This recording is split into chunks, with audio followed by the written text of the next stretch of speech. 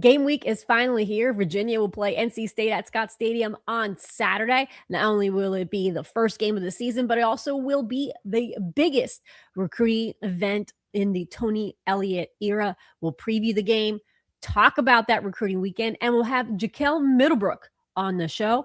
All that coming up in just a few seconds.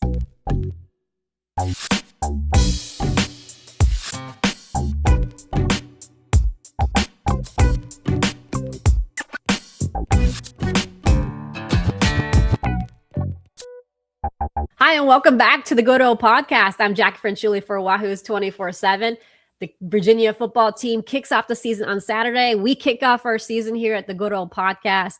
UVA plays at Scott Stadium, a sold-out Scott Stadium, against NC State on Saturday, and it's just good to talk about games rather than just hypothetical position battles and what's going on. So let's talk about the game. So Virginia will be hosting NC State. It's a rematch from last year. Virginia had a little bit of bad taste in their mouths after the game in Raleigh. Virginia thinks that they were close if they focus on the details last year when they played at Raleigh. At the end, it was a Chandler Morris interception that sealed the win for NC State. It was a close game. So a lot of questions from that game got answered throughout the season, but now Virginia hopes to start the year off with a win against NC State. Now, before we kind of get going, because we have a lot to talk about in this episode, the NC State game. Also, we're going to have Jekail Middlebrook on the show to talk a little bit about what he learned from fall camp heading into the season opener. And also, Virginia has the biggest recruiting weekend in Tony Elliott's era coming up this weekend as well. So all that to talk about in this week's show. So we're going to take a pause so that you can like this video, like the channel, and click on the bell so you're notified when further episodes are posted. And also you can head over to wherever you listen to your podcast and leave us a review so that we can continue to grow the show as we continue to have a weekly episode during the season. So let's get right to it. The depth chart was released on Tuesday ahead of this game, and some of the things were honestly what we expected. If you looked at our Wahoo's 24/7 projection, a lot of the things that we thought was going to happen did. Now, there was a couple of things with injuries that adjusted a little bit, but most of the positions that we saw were things that, kind of manifested in the depth chart. Now, we knew who the starting quarterback was. Obviously, the O-line we've known for a while, right? As soon as they announced their return, the starting five kind of just showed up. So those things were true. In the O-line, the only thing we're watching is who were the next ones. Ben York and John Adair were two that we had considered and penciled in of guys that we expected to feature as the next guys in rotation. The backup center role was something that I was curious on. Obviously, they brought in Ryan Brubaker from South Carolina, so you think he will be automatically slotted at center. But Grayson Reed has done a good job to make himself there as well, to put him at backup center for Virginia.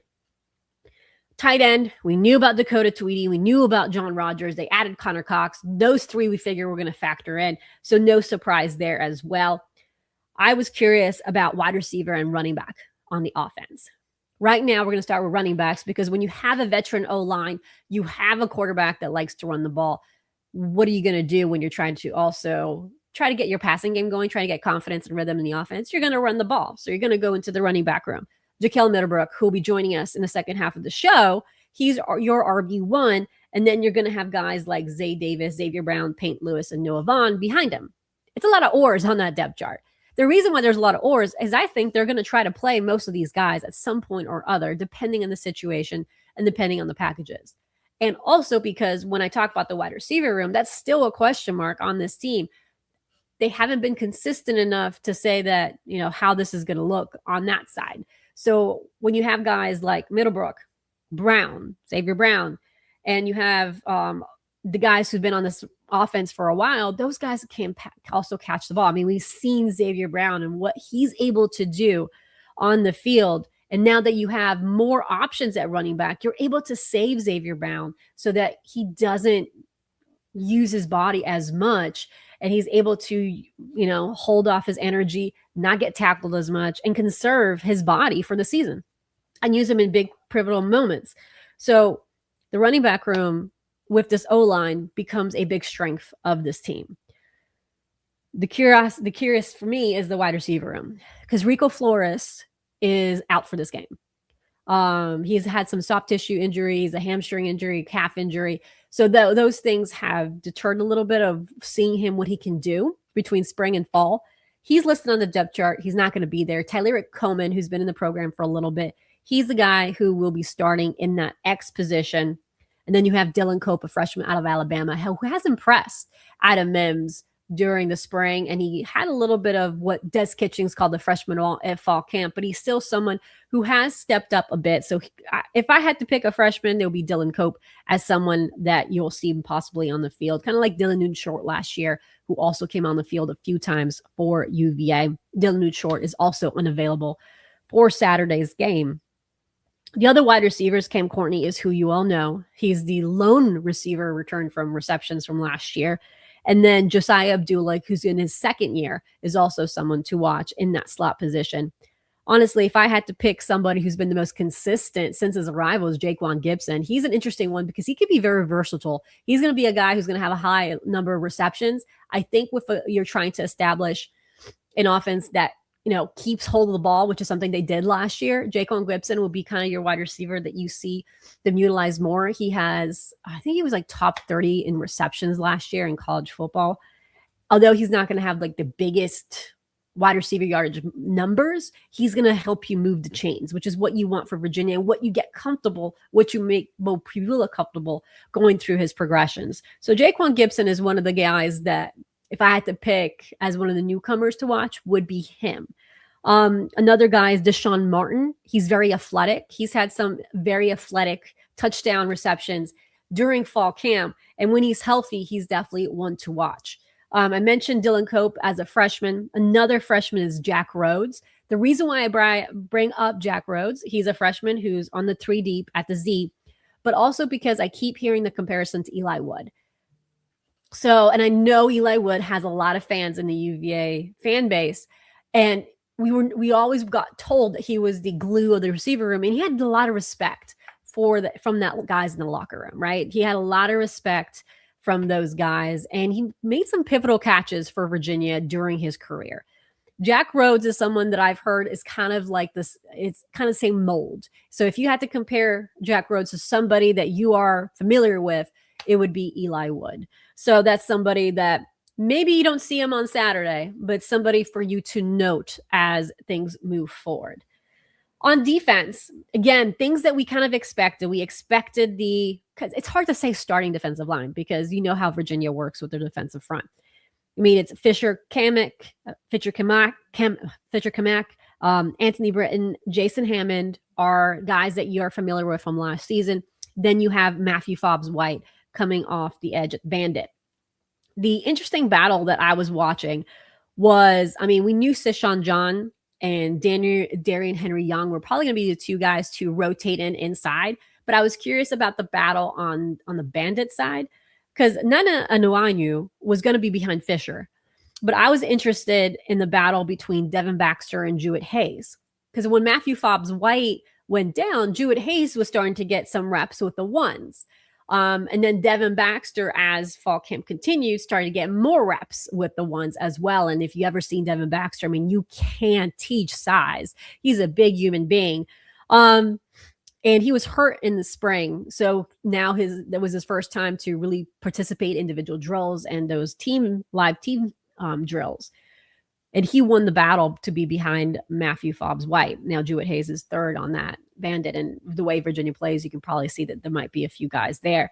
But again, that was an interesting battle there. And Devin Baxter won that position battle there to be behind Matthew Fobbs-White.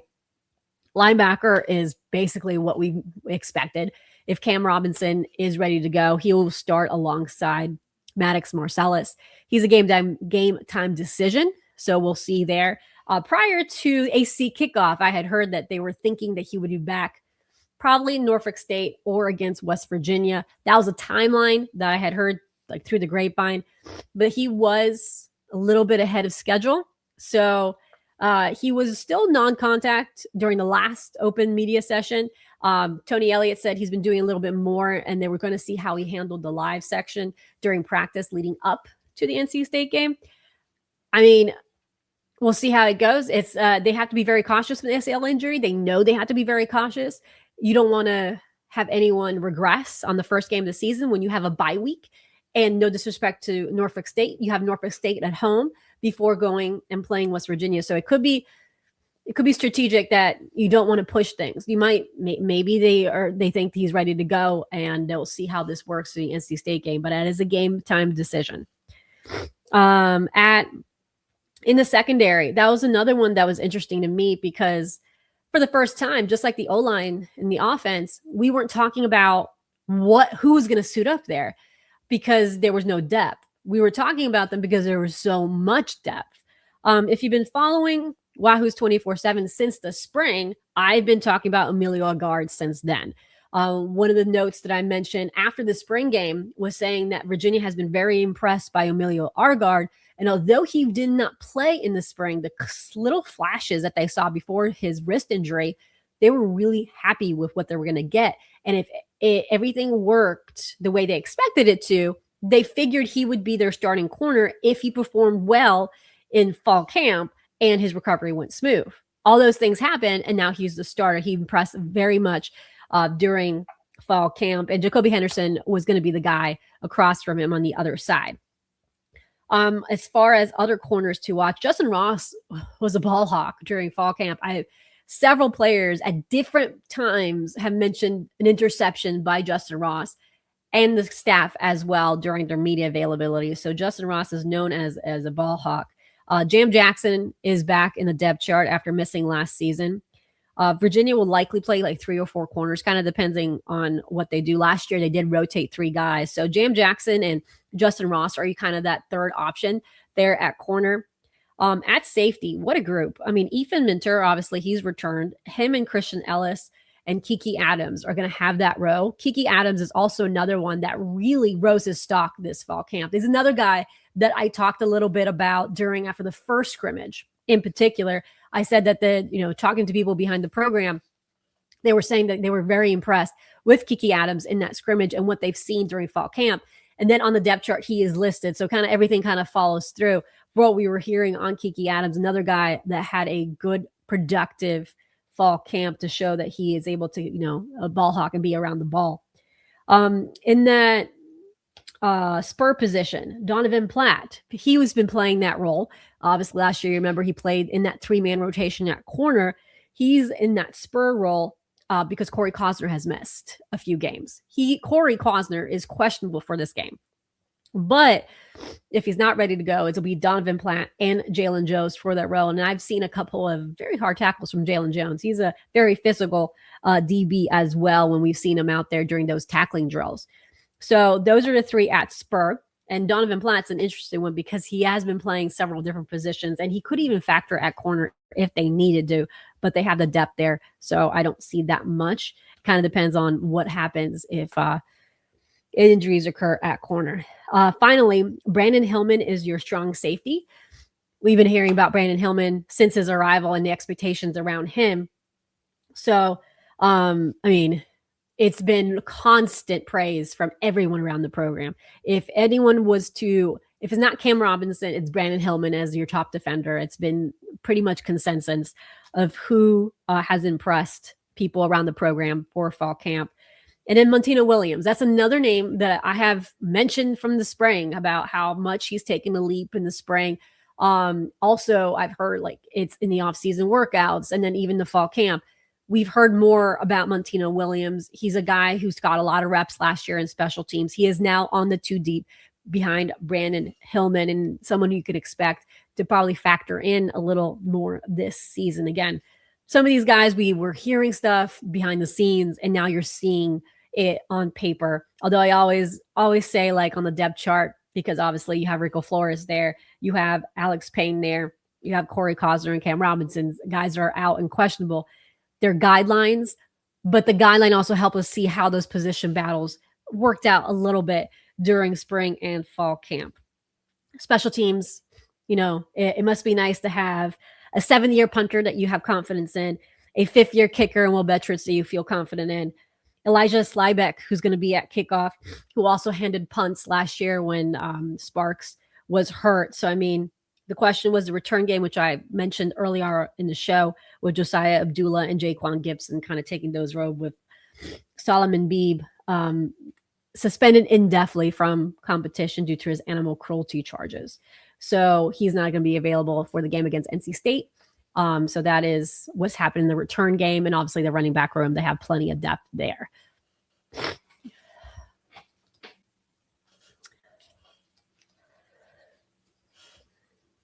So we talked a little bit about the depth chart. We heard a little bit about the injuries.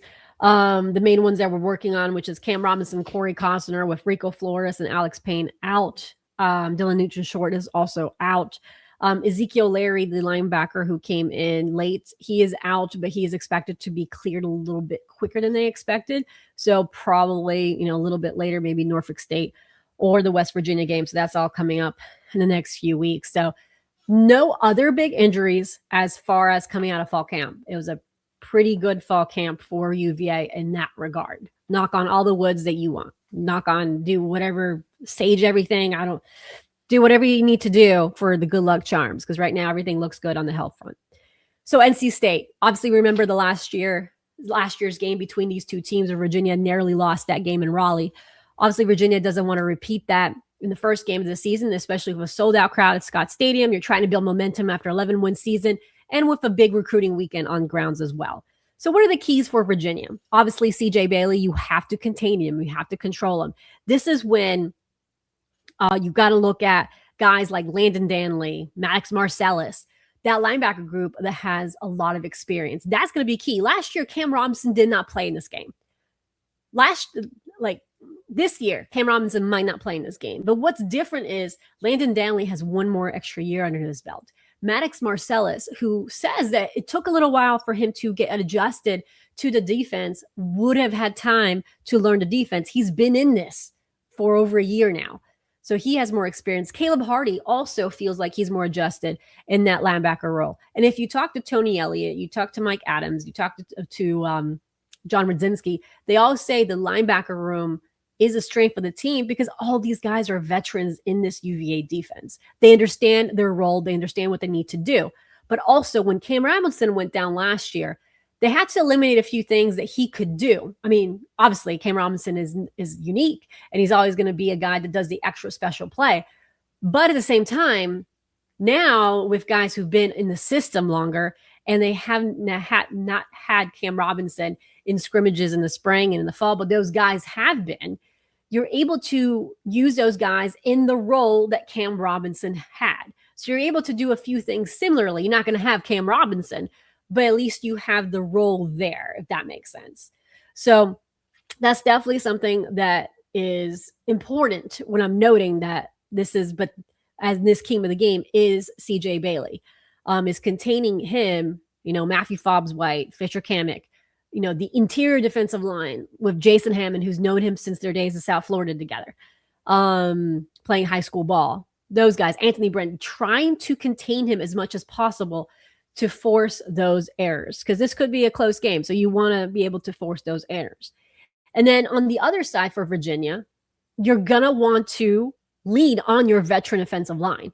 When Bo Pribula is still getting adjusted to the offense, maybe, adjusted to the wide receivers, trying to get that passing game going, what's going to help you? Establishing the run and leaning on that veteran O-line. That's going to be very crucial for them. I mean, they have 164 combined starts in this O-line. So for them, run the ball. Don't overcomplicate things. You have how many running backs again? You have 1, 2, 3, 4, 5 running backs. Run the ball. So rely on that. And finally, I kind of touched on it when I say contain CJ Bailey. Listen, I can talk about the depth in the secondary all I want. I really do like this Virginia secondary this season. But in this game, use your D-line depth to your advantage, because it's going to be a game that kicks off at 3:30 p.m. It's going to be hot. It's going to be a loud game. Use your D-line, your veteran D-line that has depth, and that will be your advantage. Rotate guys, just like they've done in the past. Virginia's defense was a great fourth quarter defense. That is your key right there. When NC State's tired, that D-line will be crucial for them. So again, It's all in the trenches.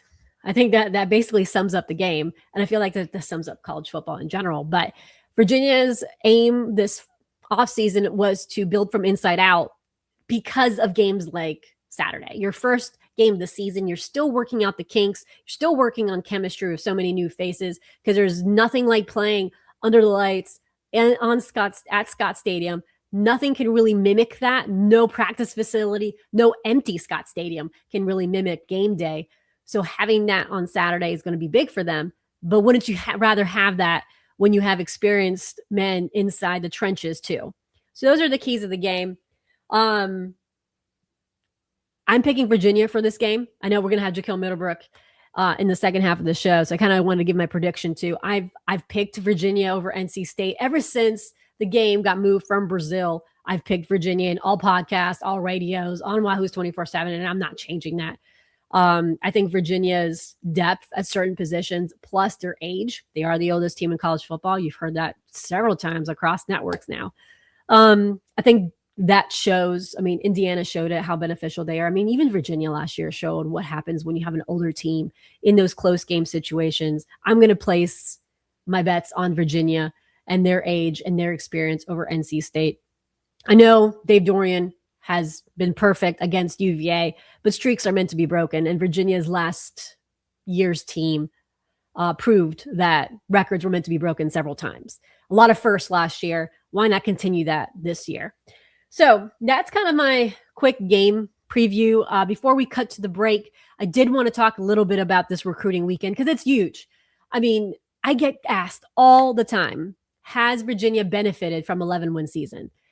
And I can finally point to one Saturday that you can see the benefit of that 11-win season. Not only are they playing a week 0 game, and it's going to be a national game, there's not much going on around it. So you can host recruits in your home field. Thank you, not having a game in Brazil. But also you saw what Virginia did last year. And guys are now curious about the program. So curious that Virginia has no more recruiting allotted tickets available for Saturday's game. On Wahoo's 24/7, again, we're running a 60% off promo right now. So if you want to go and head out and check out some recruiting stuff, this is a good time to take advantage. It'll take you through all the way to the portal season, which is the most crazy time of the year. If you're on Wahoo's 24/7, things change on the dime. But yes, a lot of good kids. One of the best remaining quarterbacks in 2028 will be on grounds. And since 7 out of the top 10 quarterbacks are already committed in 2028, it's important to kind of keep going and building momentum in 2028. There's also another quarterback, Grayson Clary, who also will visit coming up this week. And he's a guy that I would say Virginia fans should know. He camped at UVA over the summer and is someone that Virginia did like. But they also have several other quarterbacks coming in this week. And that's important too, because I just mentioned that in 2028, most of them are already committed if you're in a top 10, top 15. And having a guy like Lord Malik Hero from the 2029 class visiting for this game, that's big for Virginia because you got to get in early with these quarterbacks.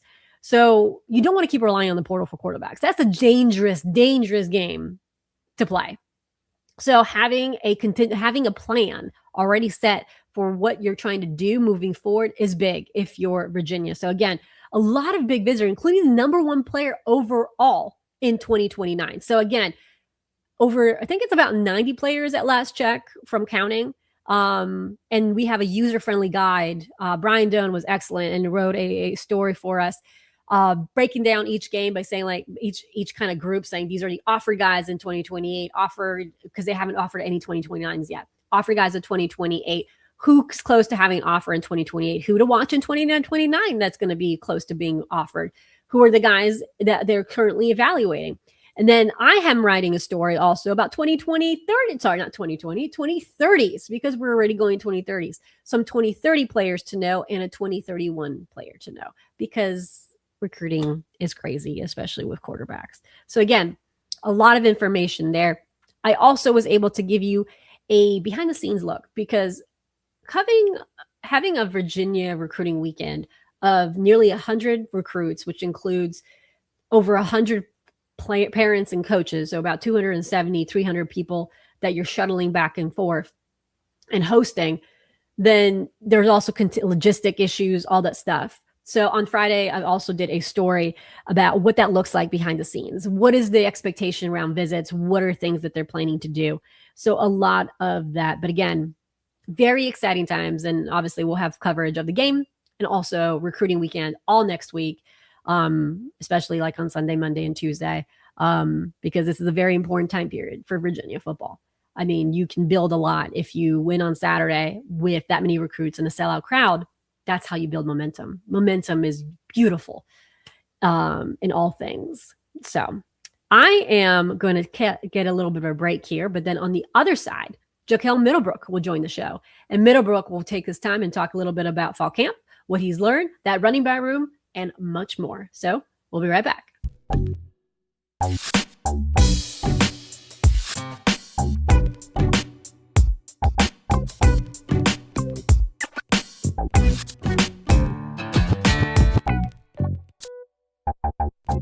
Hi, everyone, and welcome back to the Good Ole Podcast. I'm Jack Frenchuli for Wahoo's 24/7, and joining us on the show today is Virginia running back Jekail Middlebrook. Jekail, thanks so much for joining us today.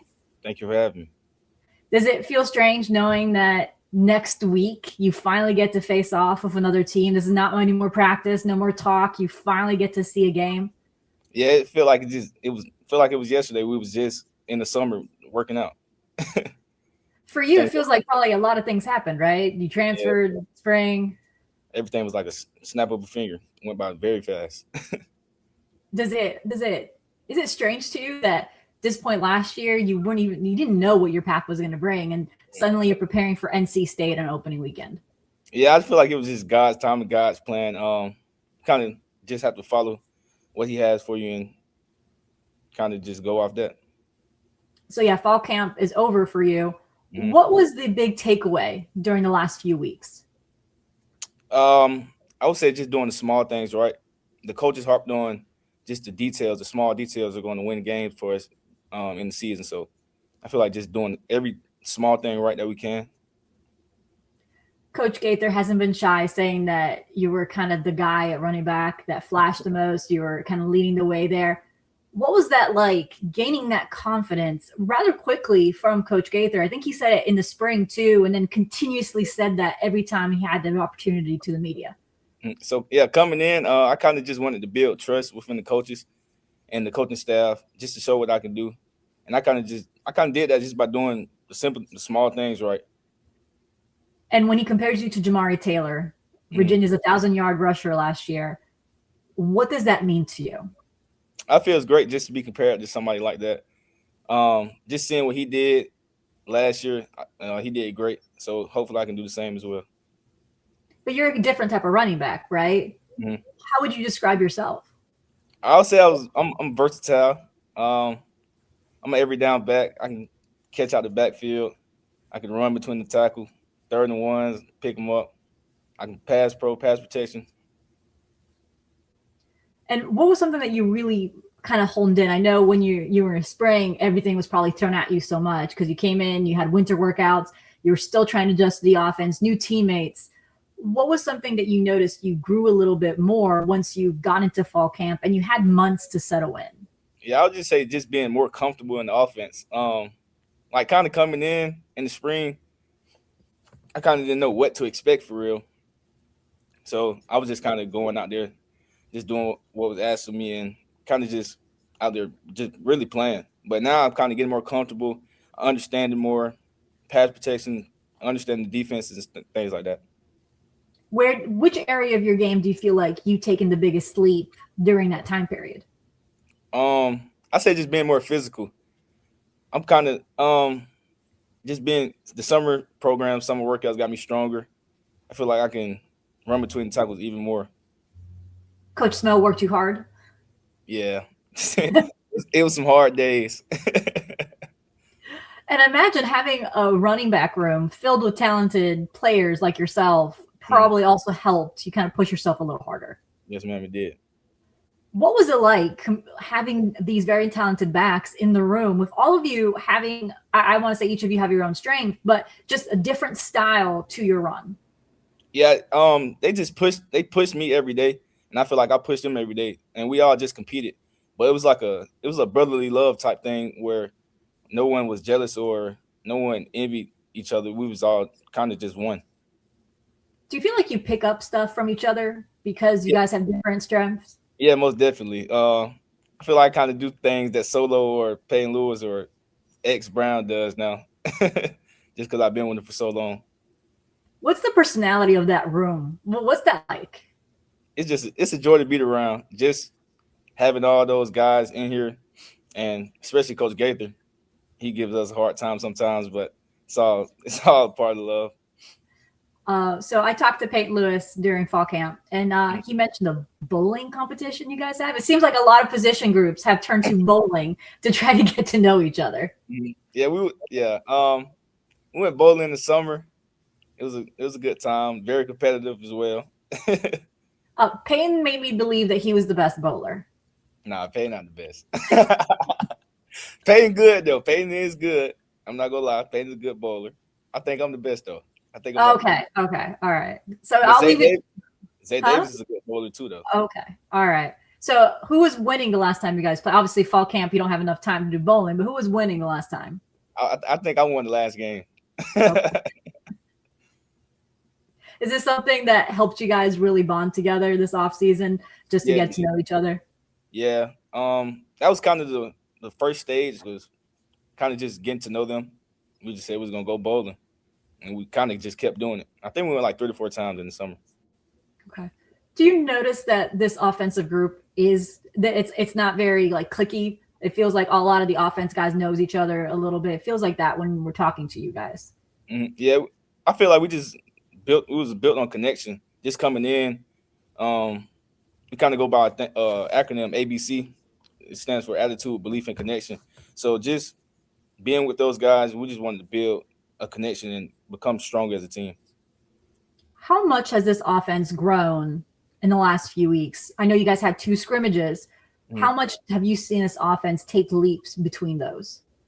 Yeah, I feel like the first scrimmage, it was kind of, it wasn't bad, but I feel like we could have did more things and been more precise with our details. But the second scrimmage, you see everybody come together as one. O-line clicking, running backs clicking, tight ends clicking, receivers clicking, kind of just brung everything together to show what we could do. What was the most surprising thing about that second scrimmage on the offense? I'm gonna say we did everything. Well, we didn't do everything right, but we minimized mistakes that we did from the first scrimmage from the second scrimmage. Anyone that you were, I wouldn't say surprised because obviously you practice them every day, but anyone that you saw take the next step that maybe surprised you a little bit in that second scrimmage?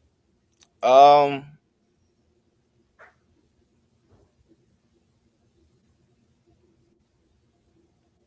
say Quan, Okay. the receiver, Mm-hmm. kind of his effort and his determination every day. Just he's gonna give his all every day. Yeah, in that receiver room, obviously a lot of people talk about the receiver room with a lot of guys had to have been out for a couple of practices and coming in. Has he been the one that stood out the most to you during fall camp? How have you kind of noticed that group? Yeah, he has, and we kind of talk a lot. Like we kind of built the connection as well. But yeah, just him coming in every day. He probably is the first one here every day. You're gonna see him in the weight room stretching out before practice. He's kind of just like a leader and a coach on the field. And I know we always talk about how you guys have such a deep running back room, but when you go look behind, like you have Bo Brapula, who is not shy to using his legs. How quick is he? I've heard things like saying that his snap decision going for the run, and he's pretty quick about it. Yeah, he's a quick guy. If he sees something he likes, he's gonna take it. So, you can't leave too much green grass for him, or he's gonna attack it. Is that what stood out the most to you, getting to know Bo Prabula and how he, kind of takes charge of the offense? Is that physicality and how he runs the ball, or has it been something else? I feel like he can throw the ball, run the ball. He can do everything for real. Just decisions he make, I feel like he makes accurate decisions. He's gonna make the right decision for our offense. And I'm guessing everything is easier when you have an offensive line that is like averages in their mid-20s and experience in college football for years. Yeah, they make the offense run so smooth. What is the main thing about this offensive line? What makes them so? Is it the age? Is it the maturity level? Or is it just their physicality up front? I feel like it's their physicality, and they all like they call themselves the fist. So they all bond together. It's just, I don't know. They got chemistry with each other. So just playing beside one another, that's just another step. I know it's hard to sometimes get an identity on the team during fall camp, especially when you have so many new pieces coming in the last year. But do you feel like you have got more of an identity now heading into the season, or is identity is still forming because you need a couple of games under your belt? I'll say we kind of have an identity set for what we want to be, but we won't truly see it until we actually get playing and seeing what we have. What the identity do you want to have? We want to be fit, fast, intelligent, tough. We kind of talk about that every day. Coach Kitch praises that, and we kind of just want to set the pace for the offense. For you guys have your expectations in-house, right? And you have, I don't know if you read preseason polls, do you try to ignore it? What is your approach to that? Because there's a lot of talking heads on the outside. In the program, do you try to shelter yourselves from that? Do you use it as motivation? Yeah, we kind of just try to block out all the outside noise and just focus on what's internal, like just blocking out everything that's not. Yeah, we kind of just block out all the noise from preseason polls and stuff like that. Okay. One of the final things for me is obviously you're focusing on NC State. Have you started focusing on their film? Have you watched them a little bit, or is that something that you're kind of moving in the next few days? What stands out from them? Yeah, we started a little bit of watching their film, I think yesterday or 2 days ago. Anything stand out? They're a physical team. They brought some notable transfers in that I think can help them. I feel like, they're going to give us a good fight. All right, awesome. Now, Jekail, before I let you go, you talk about the identity of this team. You talk about what you guys hope to bring on that front. What do you hope coming into this season that people remember this version of Virginia football? I want them to remember that we're going to give our all. We're going to fight through adversity. When adversity hits, we're going to bounce back. And we're going to be be intelligent and fast team. All right, appreciate it, Jekail. Thank you. And thanks again for Middlebrook for – hold on a second.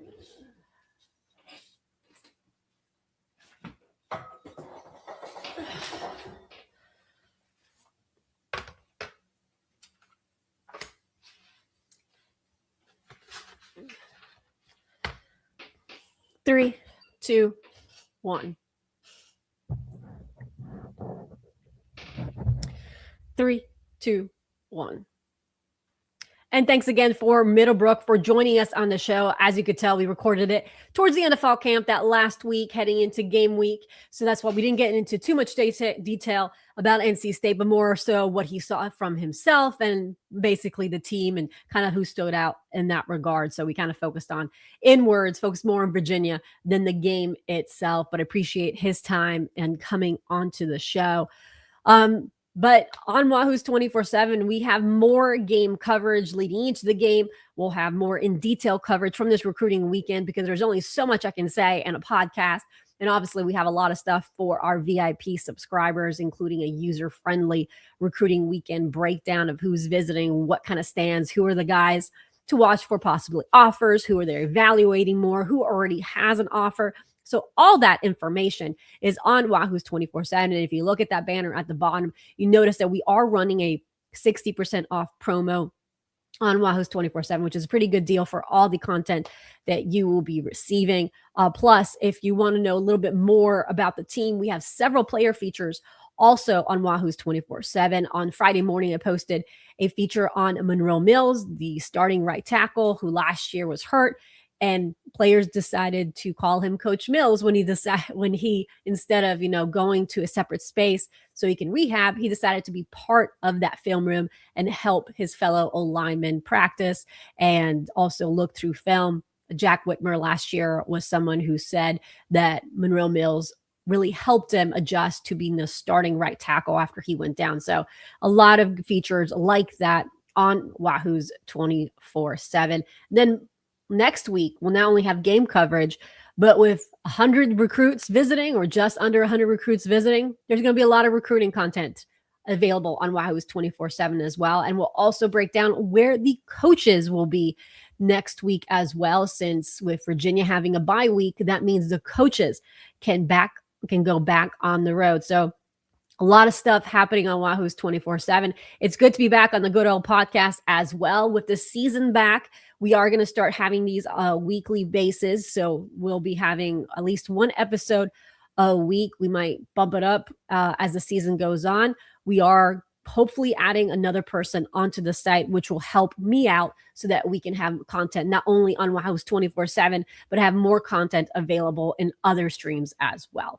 But for right now, I hope you guys have a good Friday and enjoy Scott Stadium, the sold out Scott Stadium on Saturday.